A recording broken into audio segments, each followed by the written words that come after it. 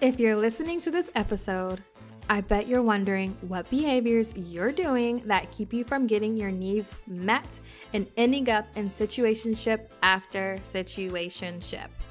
I got you. I've created a situationship quiz and I'm so excited about it. Take the quiz to discover more behaviors and more tips for navigating situationships, because I know you're in more than one right now. No judgment, boo-boo. I used to have 5 situationships at a time. Yes. So you're not alone. You can find the quiz at www.dontea.co/quiz. That's DONTEA.co/quiz. I'll drop it in the show notes as well. Okay, back to the episode.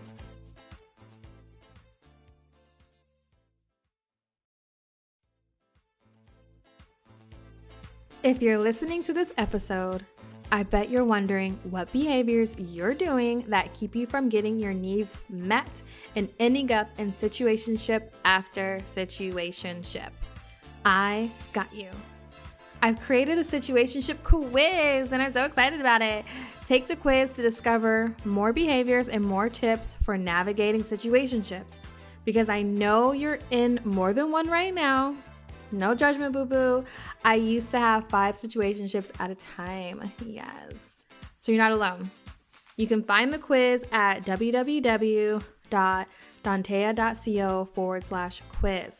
That's DONTEA.co/quiz. I'll drop it in the show notes as well. Okay, back to the episode. We use embarrassment as a defense mechanism because we don't want to seem like we are not in control. Hi, loves. I'm Dontea Mitchell-Hunter, your new fave self-worth therapist, and this is Detox Therapy. Quick note, even though I'm a fully licensed therapist, this show is not a replacement for therapy. If you find yourself needing a therapist, definitely search for one in your area. Now, if you want to work with me though, and you live in Washington, Georgia, or DC, then please go to my website at soireesintherapy.com and book your free 15-minute consultation.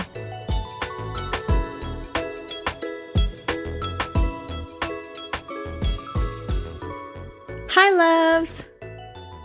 Today we are talking about how to be vulnerably seen by your loved ones. What am I talking about?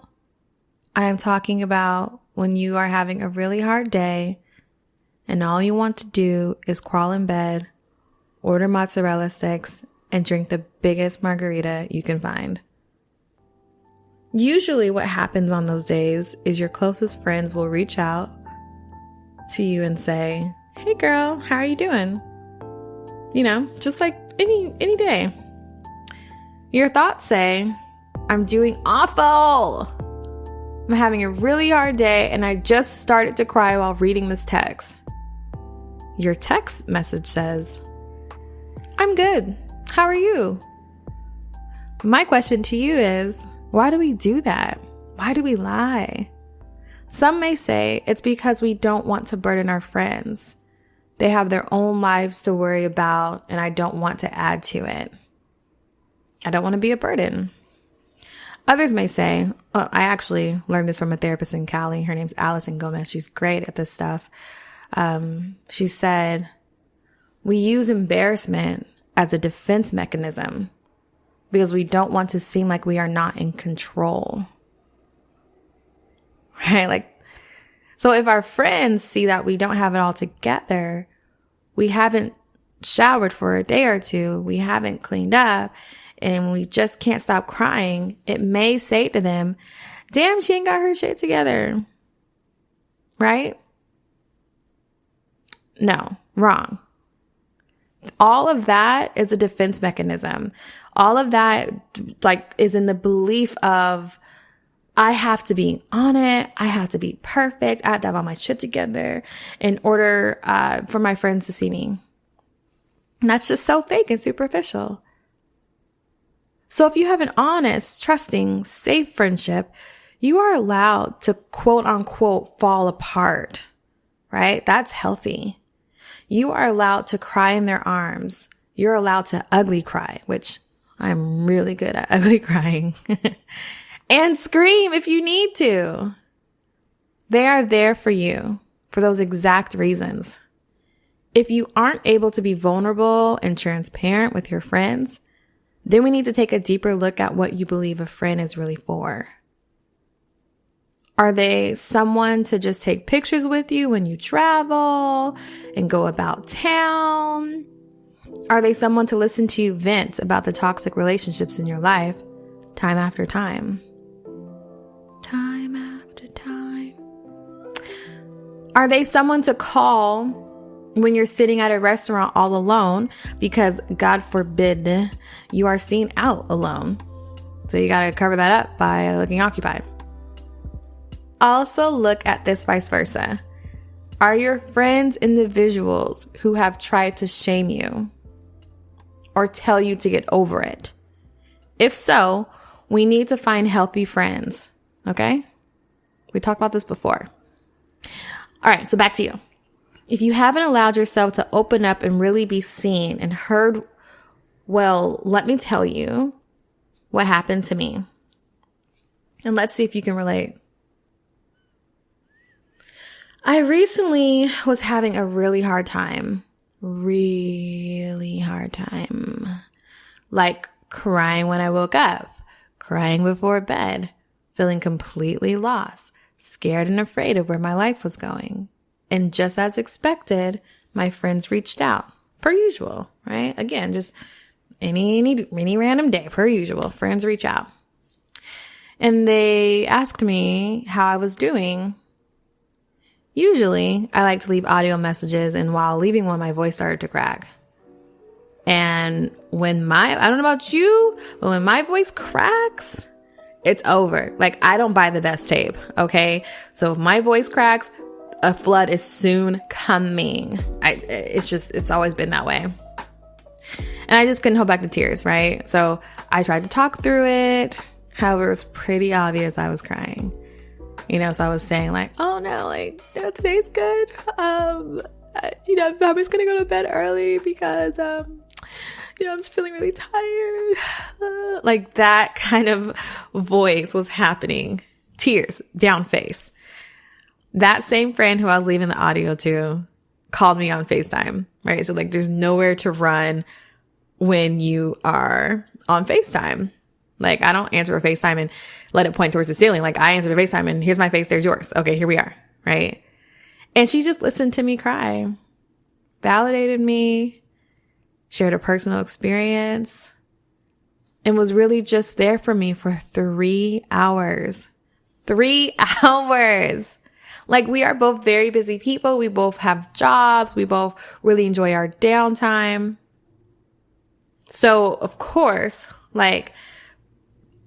based on my disposition to push away love, acceptance, being seen, right? I just want to push it away. Oh, no, sorry. Based on my upbringing and everything like that. Of course, I tried to make it about her, try to take it off me, right? Tried to rush her off the phone because we've been on for so long. And she just continued to be there saying, I'm free. I was just that can make me cry right now. Just to have someone see that you're trying to push away the love and affection. And they're just no, I'm here. I'm going to give it to you because you deserve it. And you can be awkward about it. And I'm just going to keep giving it to you. It's like getting a dog from a animal shelter who had been abused, right? It's been alone for 6 months.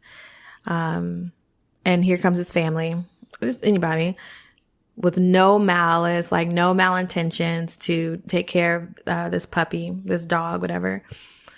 The dog doesn't know that though. And so when the dog gets home to that family or that person, they're just arr, arr, arr, arr, arr, right? Bite your ankles, bite your fingers, bite your knees. Cause they're just no, I love yay, right? So kind of something like that was taking place. Not that extreme, just still like, no, it's okay, girl, I'm good. Yeah, no, you gotta go, right? So eventually, 3 hours later, we get off the phone. I cried some more. And then my phone went off again from 3 other friends asking how I was doing. I decided I wanted to be poured into some more. I wanted to be seen. I wanted to be heard. I wanted to be validated, held, all that, right? So I told myself it was okay. And that's what I did. I told one group I was having a hard day. They responded and said, if you want to talk about it, we are here for you. The other friend said, I'm free the rest of the night if you want to talk. In that moment, I realized I have a whole community of people that want to be there for me, that want to be here for me. I told myself I am not alone, even when I feel like I am, even when I want to force the belief that I am to further punish myself by pushing away and rejecting love and kindness and community and affection and all that, right? I actually have many people who are there for me and will allow me to cry in their shirt and let it get wet, right? So here's what I did. I wrote down all the people who have offered a listening ear to me. I wrote down about 7 names and I'm still going. I took it one step further and posted the names on my wall. So anytime I doubted whether or not I had someone in my corner, the wall will tell me who is there for me. It doubles as having a visual circle as well, looking up and seeing all the names who are there for me.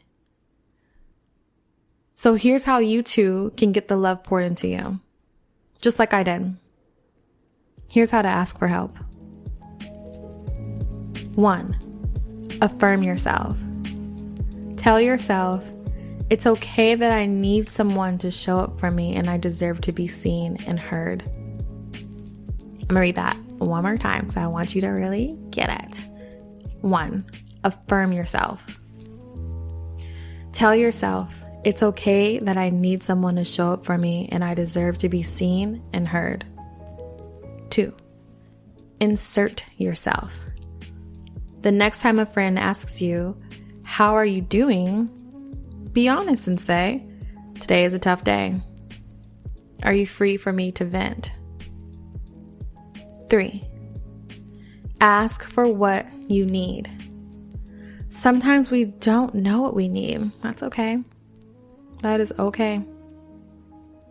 Maybe we need to vent. Maybe we need affirmations, maybe validations, maybe just advice. So if you're not sure, here's a good place to start.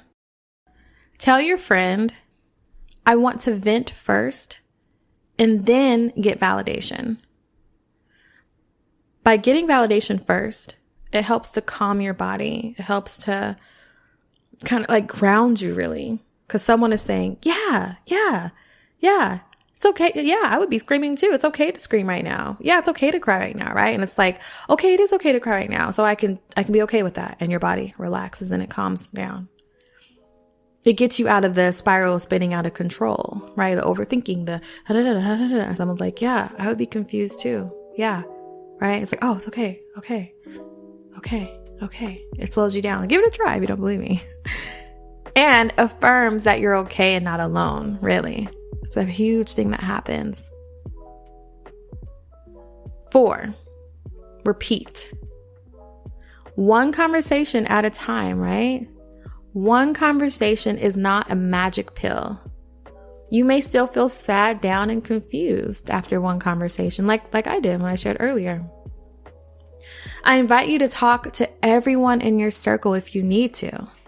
Get different perspectives, get different levels and versions of love. Also, this will help to ease away from the feeling of burdening one friend with all the things. Okay? So, did you get all of that? Again, love, you got this. You do. You really do. Like I've said before, healing is hard yet necessary work. And being seen and heard is, it's tough too. And still, you deserve love. You deserve to feel whole, seen, and understood. I believe in you. Until next time. Thank you, loves, for listening to this week's episode. If you're enjoying the show, it'd be really great if you could please rate and review. Don't forget to follow us on Instagram at Soirees in Therapy. To learn more about the services I offer, visit soireesintherapy.com. If you've got a question you'd like me to answer, please send your question to Dantea at soireesintherapy.com. The answer might just become an episode.